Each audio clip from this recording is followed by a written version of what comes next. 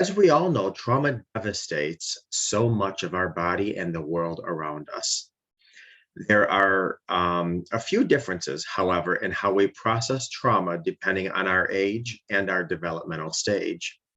So, for instance, preschool and young aged children who are exposed to trauma, they may experience a feeling of helplessness, uncertainty about whether there is continued danger, and difficulty um, and they have difficulty describing in words what's bothering them because of their age.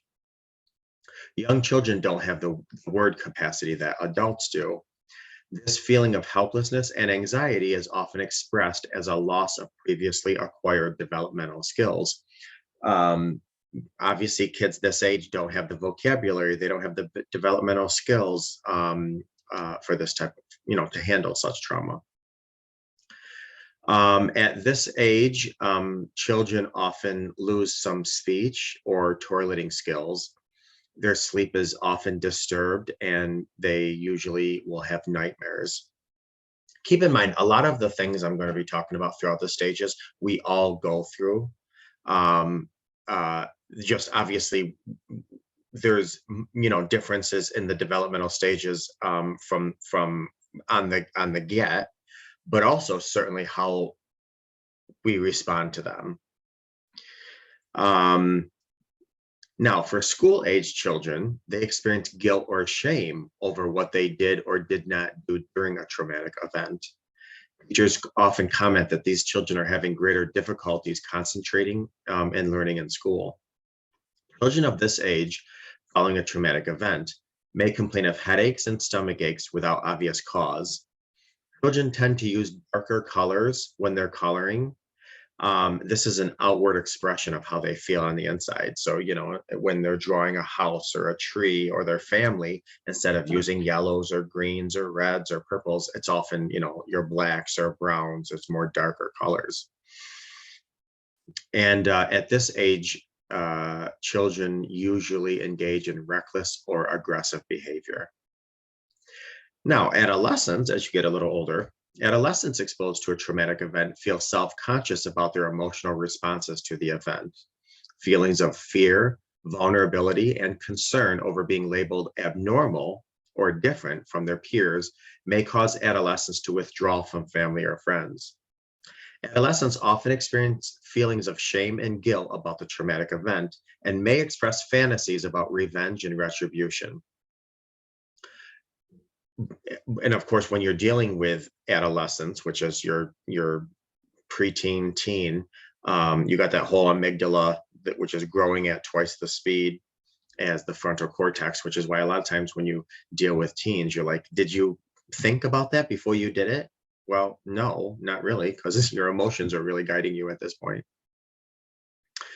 Adolescents often experience feelings of, like I said, shame and guilt about the traumatic event and may express fantasies about revenge and retribution. A traumatic event for adolescent may foster a radical shift in the way these young adults think about the world around them. Some adolescents engage in self-destructive or accident-prone behaviors. This is where maybe a lot of cutting starts. Possible suicidal tendencies are often present around this age. So that's something you have to, really look, uh, be cognizant of. Now, midlife trauma has an additional challenge of dealing with trying to heal, all the while, you're working, you're trying to work up the corporate ladder, you're raising children, you're married or in a relationship, you're dealing with parents, maybe elderly parents, maybe sick parents, which I don't know if you're familiar with the term the sandwich generation. It's when you're at the age where you are taking care of both kids and your parents.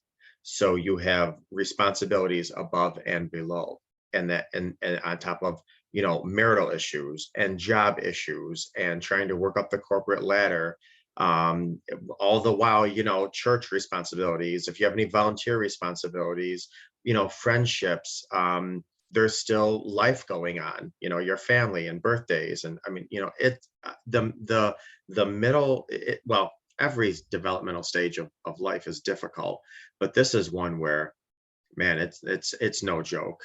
Um, uh, Also, at this stage, maybe you're not working, but maybe you're financially reliant upon your betrayer. In addition to all the stigmas, like we have to be careful what we tell our bosses, what we tell our friends, what we tell, nowadays, especially in the day and age of social media, everybody has the perfect life, right? So, I mean, there's a lot of stigma too at this stage and phase. Traumatic stress symptoms can persist and reemerge in older adulthood, as this is a phase of social, financial, and physical change. So, at this age, you might be dealing with taking care of kids, you might be taking care of your parents, you're dealing with your own marital stresses, your own job stresses, your own responsibilities, but also any trauma that you had in your youth because of all this stress and overwhelm in where you are in life right now. All of that previous trauma may come surging in, especially unhealed pain from your past. And these changes can trigger a traumatic stress response, even if you've been coping with them relatively well beforehand. Because, like I said, this is the time where we're really overstressed. This midlife phase. As trauma survivors age, their trauma symptoms can resurface and evolve as a result of a major life changes, um, such as an emergence of health problems, a loss of independence, a loss of a loved one. As we go on now nearing retirement age, these are all things that cause stress into our body. All this stress really just kind of triggers our nervous system in some varying ways and degree, which our body, through association, can stir up unhealed trauma from the past. So a lot of times, like as a adolescent, a lot of times the moodiness comes from your amygdala just going wild. This is what happens sometimes even at midlife. You're overwhelmed, you're stressed, you have a lot on your plate. Because of that, it's triggering maybe some of your old unhealed trauma.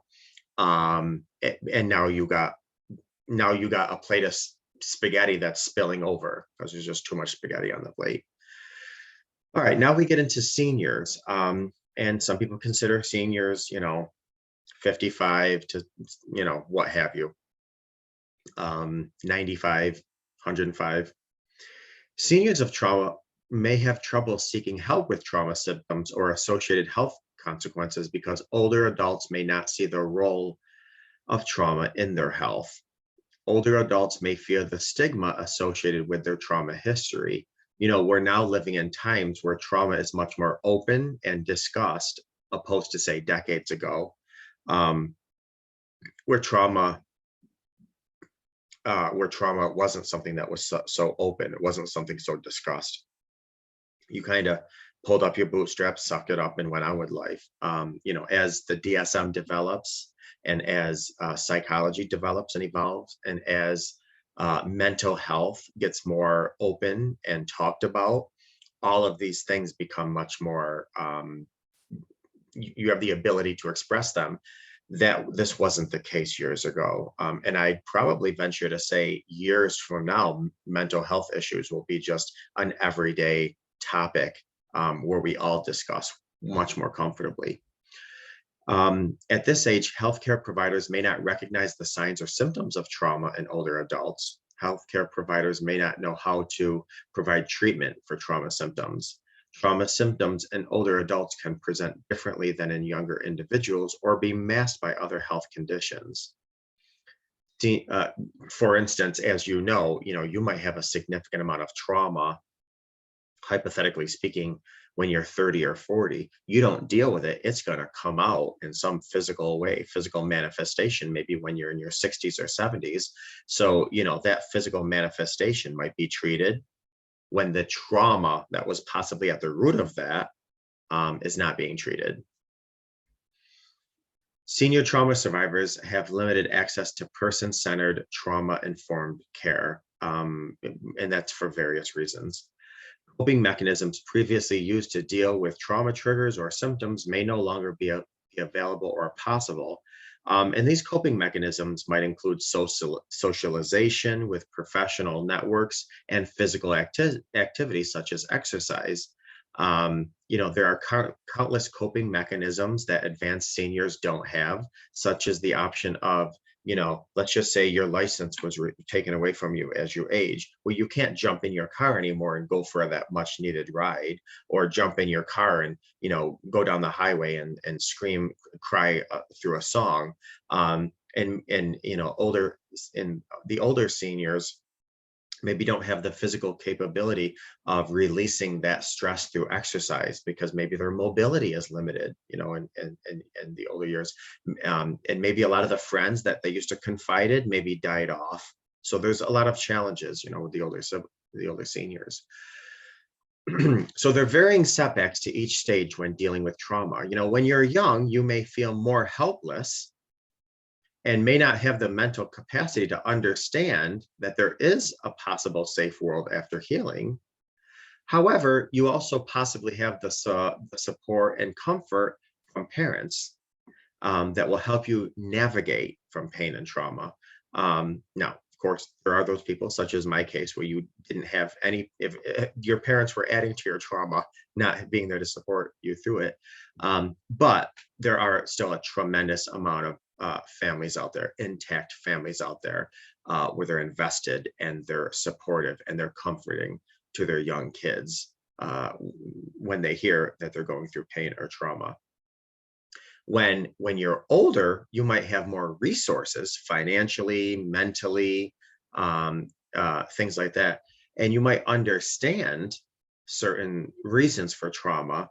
However, you don't have parents to turn to, or might not feel comfortable as an adult turning to your parents if they are around.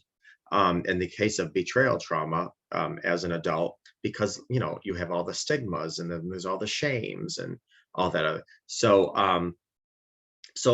every developmental stage, for lack of a better term, has its pros and cons when it comes to trauma. But no matter what the age is, if you go through trauma, it's vital that you do your best to heal from it, because unhealed trauma, as you very well may know, can lead to gum disease, fibromyalgia, chronic fatigue, cardiovascular disease, gastrointestinal disease, endocrine disease and disorders, reproductive disorders, suicidal ideations, mood disorders, eating disorders, substance abuse, dementia, cognitive impairments. As you get headaches and backaches and stomach aches. There's changes in your sleep pattern. You're easily startled by noises or unexpected touch. These are all things of PTSD that get set in after trauma. Changes in sleep patterns, changes in your appetite, your interest in sex either skyrockets, which is what I call hyperbonding with your spouse after betrayal, or completely plummets, and that's on every level, like from a sensuality level to a lack of interest level to an unsafe level. Sex can completely plummet. Um, you're more susceptible to colds and illnesses.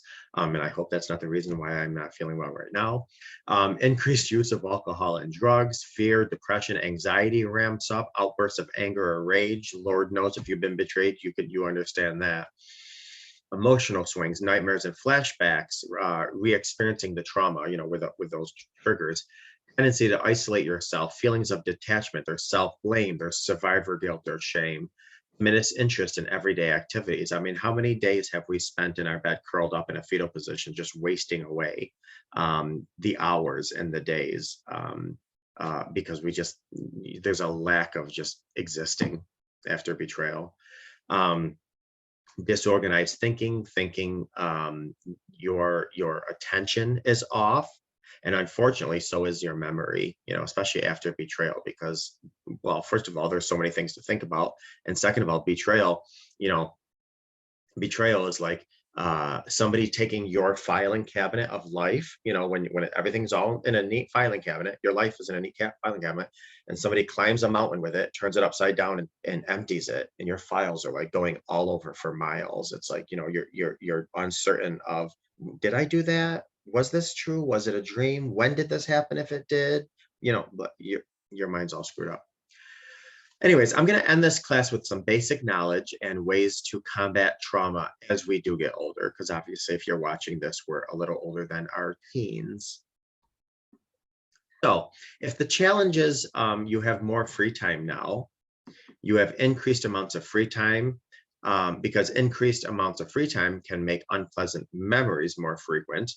One of the strategies to combat that would be to create a structure and maintain a routine or organized schedule.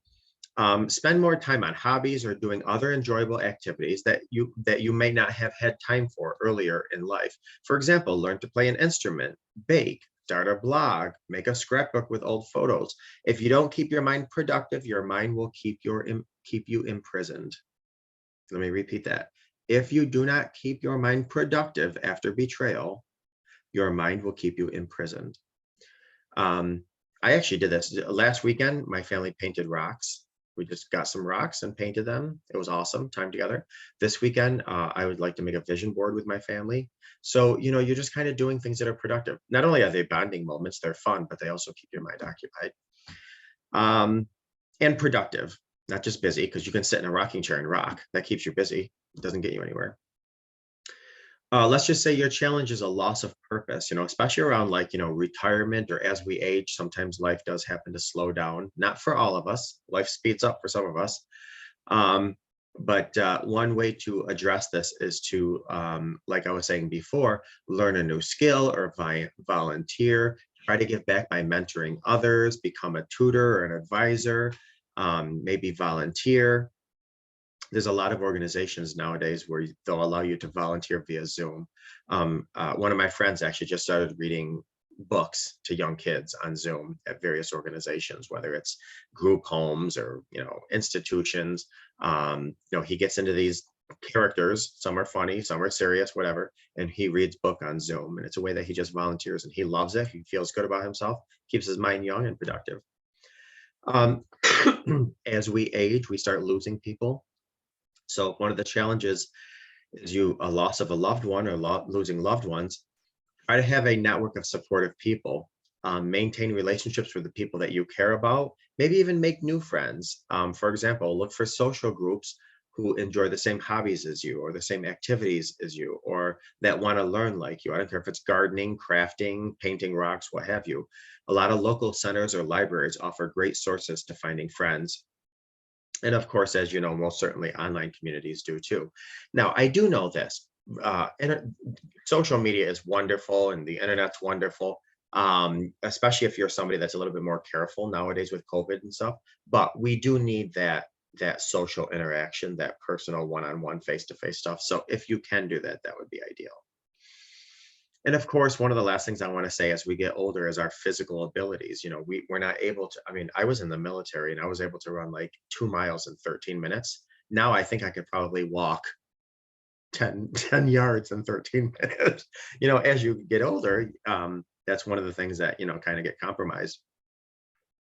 So one of the ways to combat this is to replace hobbies with similar activities. For example, if you have poor eyesight, because that's another thing that happens as we age, and reading makes it difficult, try audiobooks. So you're still getting the same information, you're still technically quote reading, but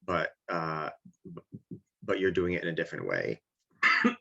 Or if you can't read or do audiobooks, maybe a podcast. So for those who are homebound or have limited mobility, there are other options like telehealth, for receiving coaching or counseling, and certainly care from home. So bottom line, regardless of the challenge you may be facing, we live in an era of endless online and in-person support like never before. If our parents or grandparents or great-grandparents were going through the betrayal we're going through, my Lord, they didn't have a tenth of the resources that we do at all.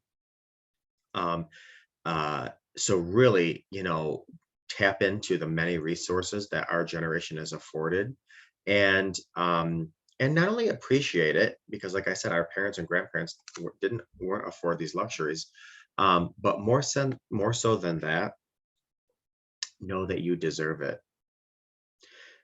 It is said that if you don't heal the pain and trauma from your past, you'll bleed on everyone who didn't deserve it in your future. And the main person who doesn't deserve it is you.